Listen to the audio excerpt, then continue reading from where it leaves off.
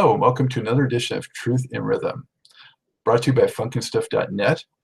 This is the interview show that gets deep into the pocket with contemporary music's foremost masters of the groove. Available in video format at funkinstuff.net and on YouTube.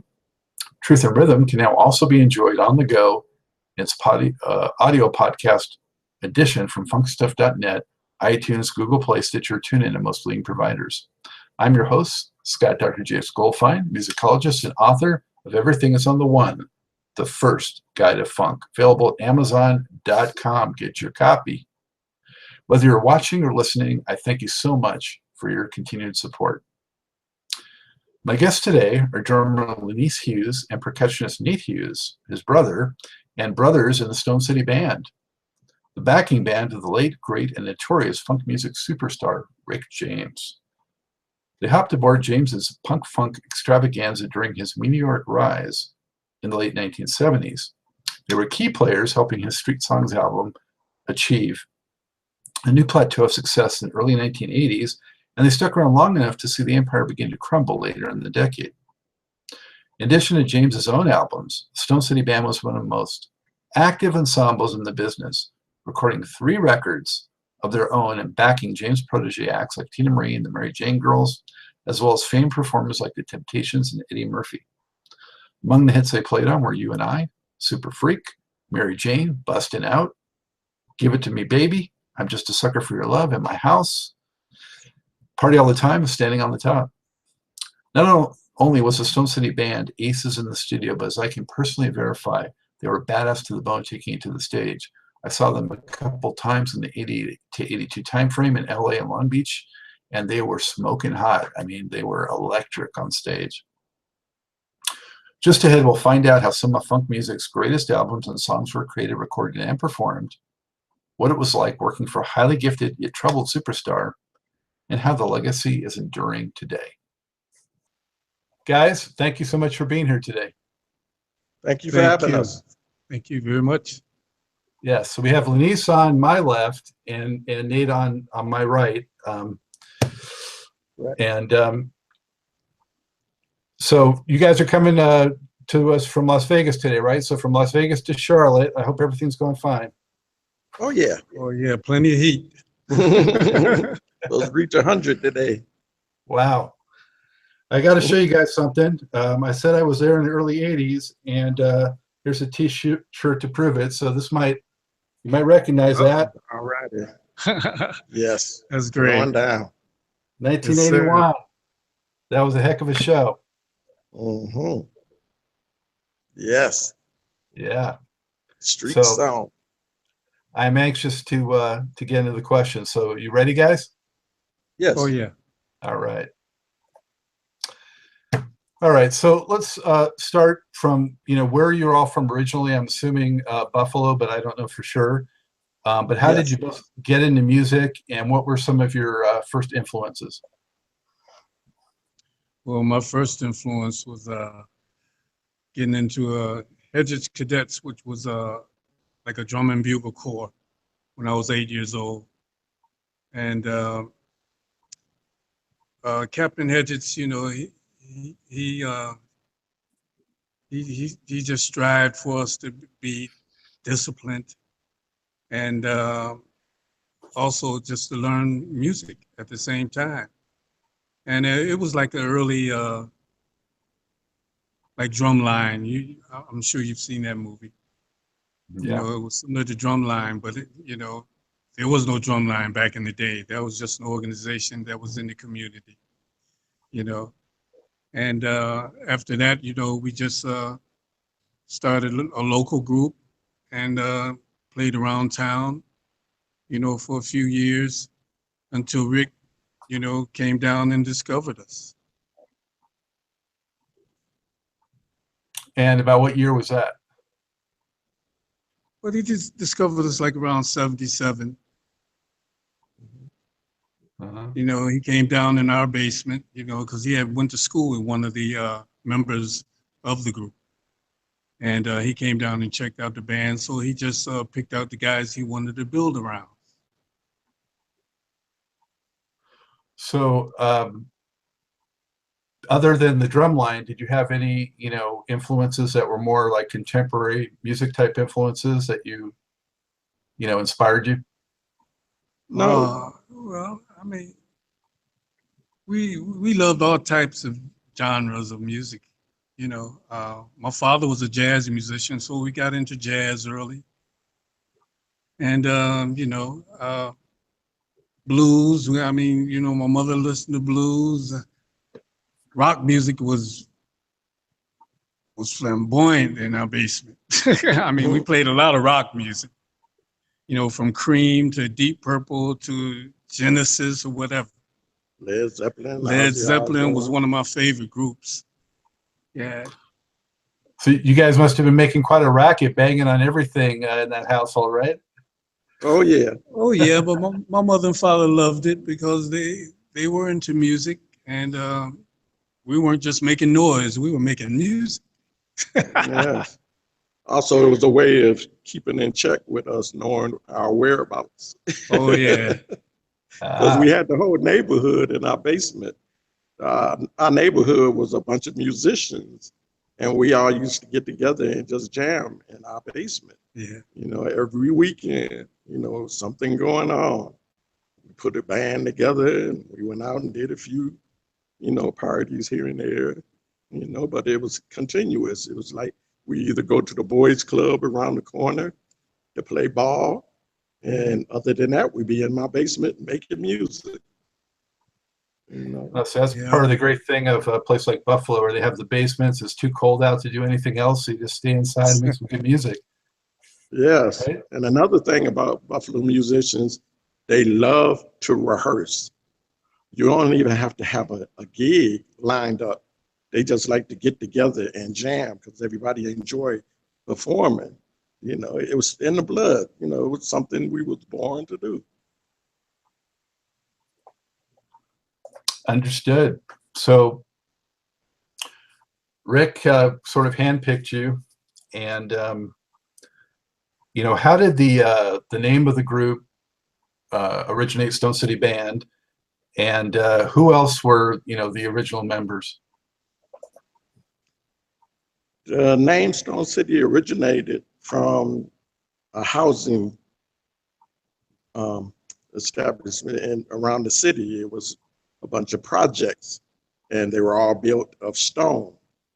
Rick grew up in the projects, and he relayed that, saying he grew up, in Stone City, which represent the projects throughout Buffalo, New York, East Side, West Side, no matter where you live,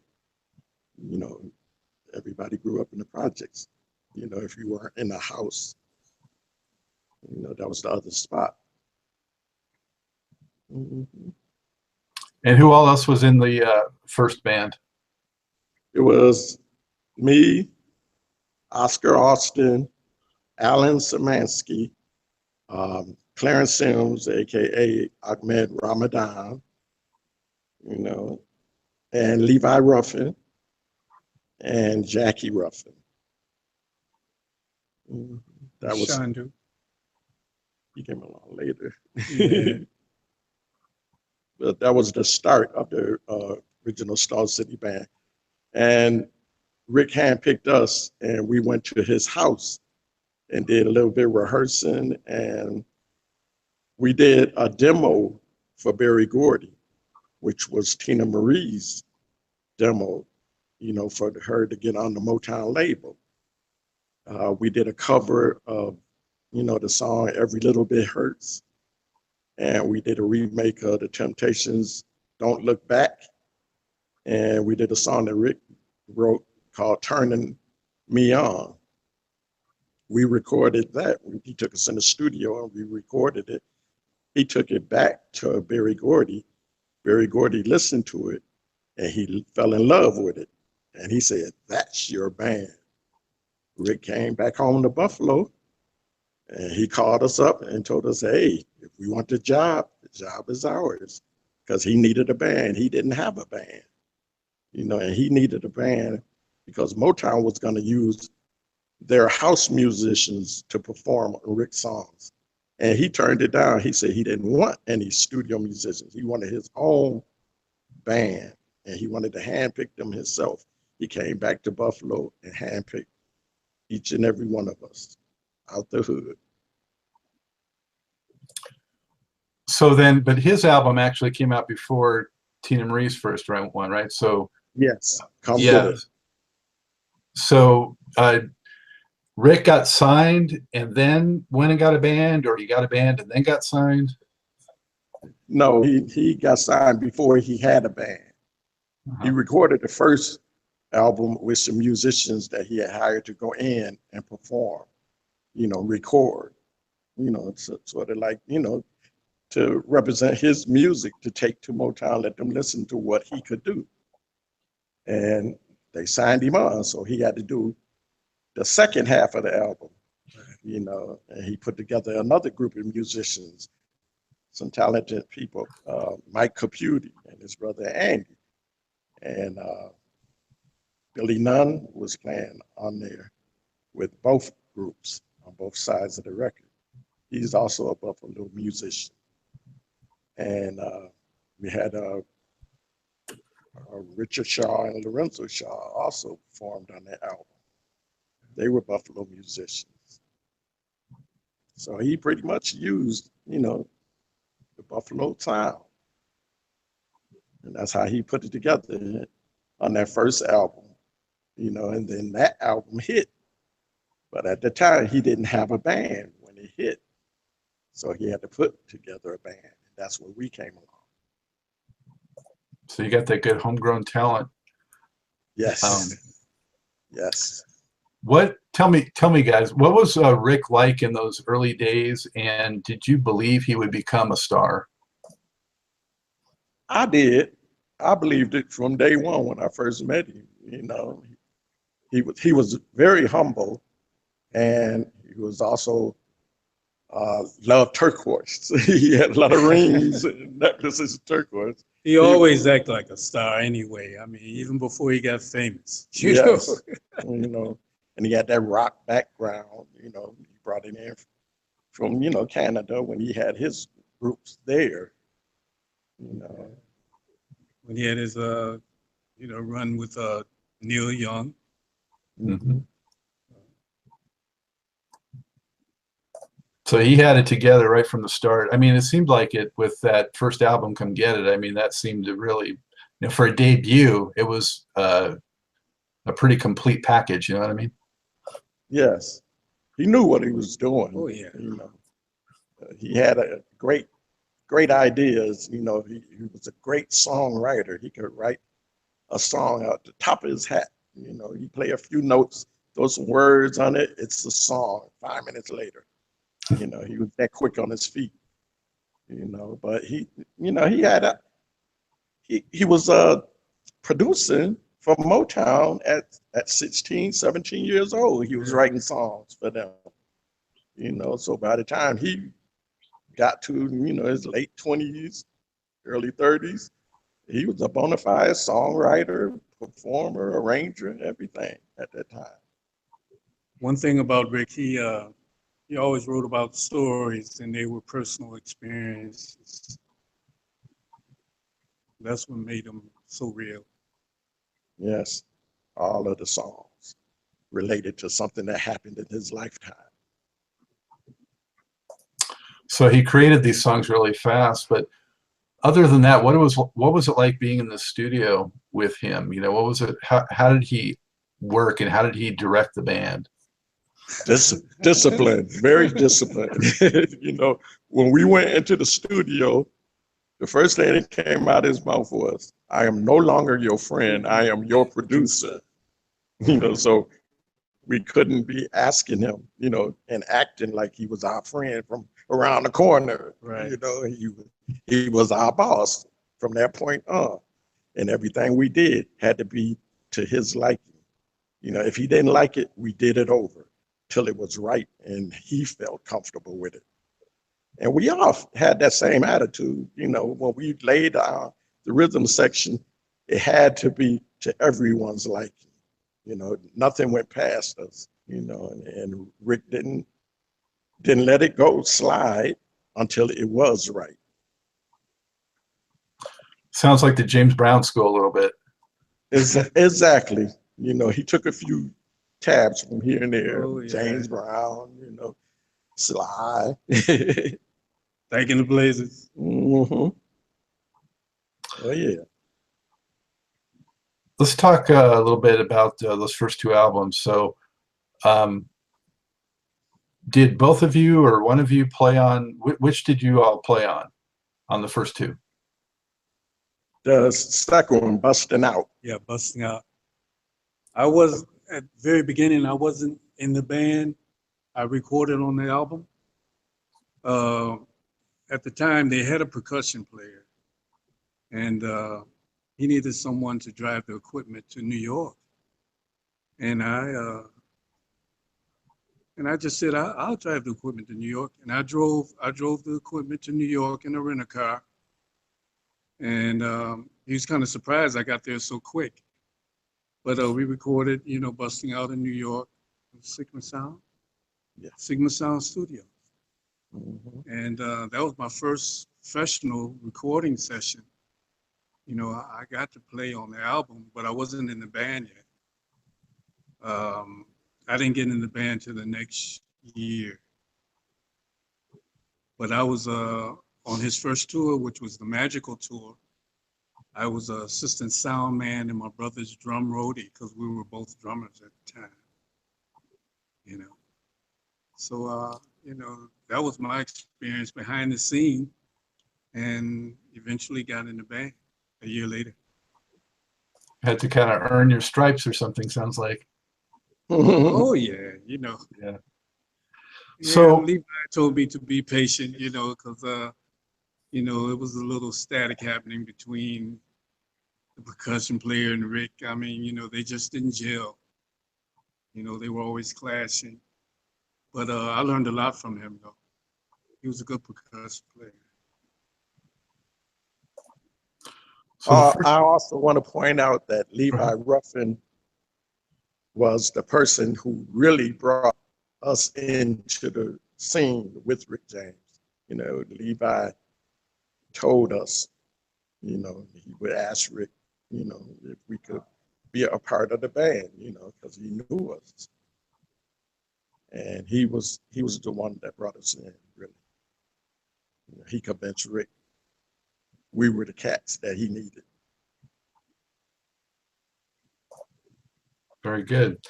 So then, just to get up to speed, the first two albums were Come Get It, and then Fired Up was the second one, and then Bustin' Out No, was Bustin' Out was the second one. Busting Out.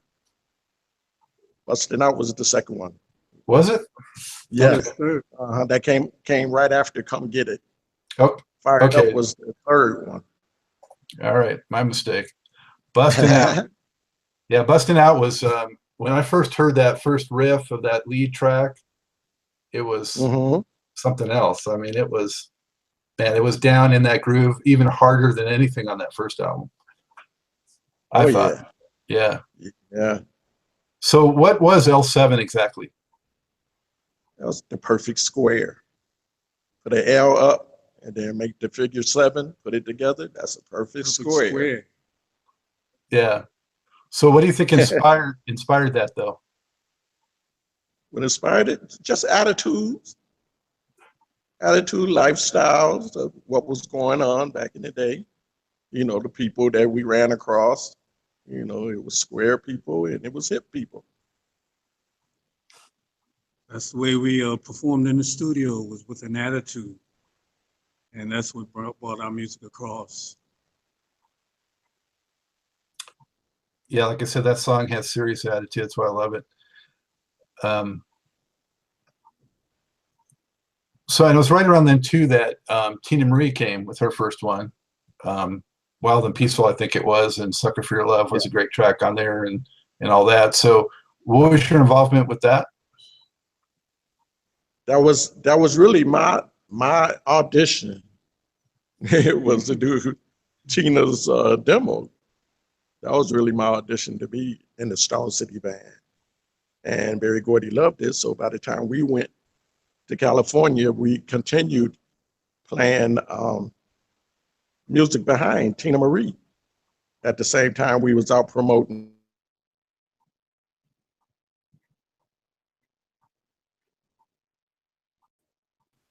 All right, so we're back in.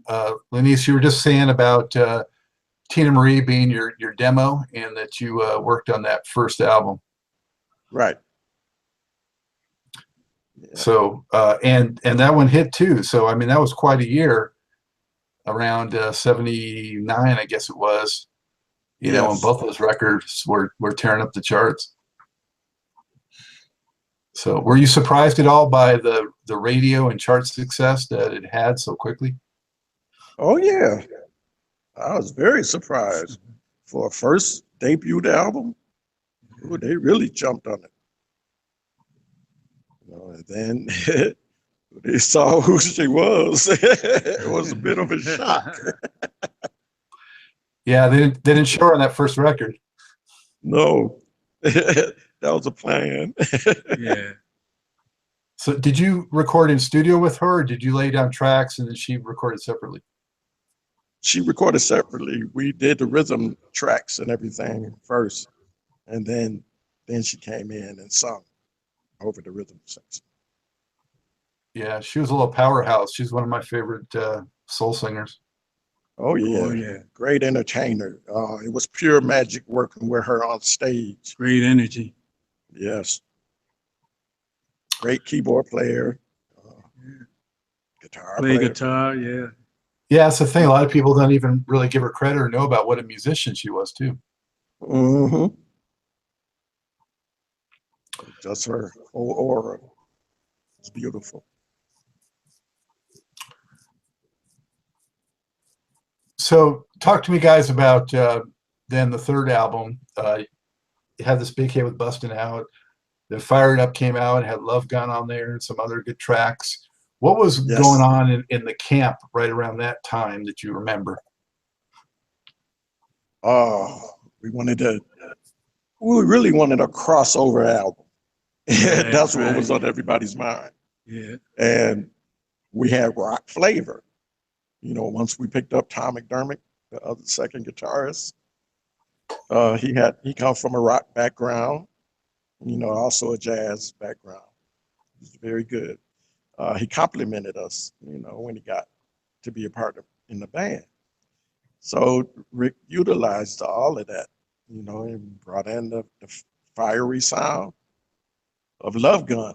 You know, he wanted that, you know, big crossover hit, rock edge, you know, and it worked, you know. And then he threw in a song, a ballad that was very, very sacred to him, and he put it on record. And he loved our rendition of it, you know, when we brought it to life in the studio. You know, and that was When Love Is Gone. You know, it was a very beautiful song. You know. And the rest of the album was jam sessions that we did during sound check when we were out on tour, on the Magical Mystery Tour. And he brought them back in home. We rehearsed with some more, and we brought them into the studio. You know, we wanted to do a bit of rock, a little funk, you know, and then have some, you know, R&B ballads. So it was a mixture album. Yeah, a lot of people didn't know that a lot of those creations happen at sound check, just gelling together, you know, feeling each other out. And they just happen to record them. Are you talking now about the first Stone City Band album, In and Out? No, I was talking about Fire It Up. Fire It Up still. Okay. Yes. Some of those were on sound checks because we also, pardon? It's such a short period of time. There were 3 records in the really condensed time with Come Get It, Bustin' Out, and Fire It Up. I mean, it was like a year and a half, and boom, 3 albums plus Teena Marie. Every year we was doing something. Yeah. You know, at that same time, that's when we did the Stone City Band debut album, which was In and Out. Yeah. And that very song once you listen to it on record, it sounds like a movie soundtrack, in and out. It's an instrumental side and it's a um, musical side with vocals. It's two versions on there, and he let us um, show our side of the entertainment. And we covered every angle, did some rock, did funk, we did Caribbean, reggae, Latin. Yes. I mean, we covered everything on that album. So just to let people know that we could play other things than just R&B funk. We were very versatile, and everybody in that band contributed to all of those songs to showcase their talents. And he was free to let us express how we felt. It wasn't all about just Rick James at the time. He let us shine also. Yeah, the creativity of all the musicians just gelled together. And that's what made it work. When did y'all know that you were going to get to have your own album? I mean, did he kind of just surprise it on you, or did he tell you early on, or how did that come about that you were actually going to have your own album? He let us know we was going to have our own album. That's why we recorded it both at the same time. So were you excited, or were you a little nervous about it? Oh, yeah. Oh, yeah. Both. Yes. We got to do television shows, everything. We was very excited to get back into the studio. And when it was time to go in, that was our time to do the Stone City Band album. So that just took it right over the edge. We was loving it, especially at the photo session. We got the pose for the camera. So you guys are having a blast. Let me ask you a few specific questions about that first album. I have a couple of notes here. Okay. One thing I want to comment is that, at the time I was getting all those records and loved the Rick James records and Teena Marie. Stone City Band I liked, but I didn't like quite as much as those, just being totally honest. But now I listen to them and I like them even more now, because I think, as time has gone by, I really appreciate even more what you all were doing then. You know what I mean? Because there was a bit of a saturation at the time. Now, with the years that have gone by, there's no saturation of that. So it's like just really good to hear it. Yeah. Well, at that time, Motown was really focusing on Rick. Right. And when our album came out, we got a little bit of airplay, but just enough. It didn't went right back to Rick. Right. They focused more on Rick. Well, I was going to ask you, actually, like on that record, I mean, Little Runaway to me is sounds like a straight up Rick James song, basically. So, I mean, you're kind of a little surprised that a song like that didn't get really picked up. Well, really, that's all of us, that whole sound. Yeah. That was just our sound. That was the band jamming. That was just one of the jams that we did in the studio at that time. And we recorded it, and then we had some visitors come into the studio, which was the Pointer Sisters. And they got to jump aboard, and they put their flavor. It was so pulsating. I mean, Rick had to sing on that bad boy.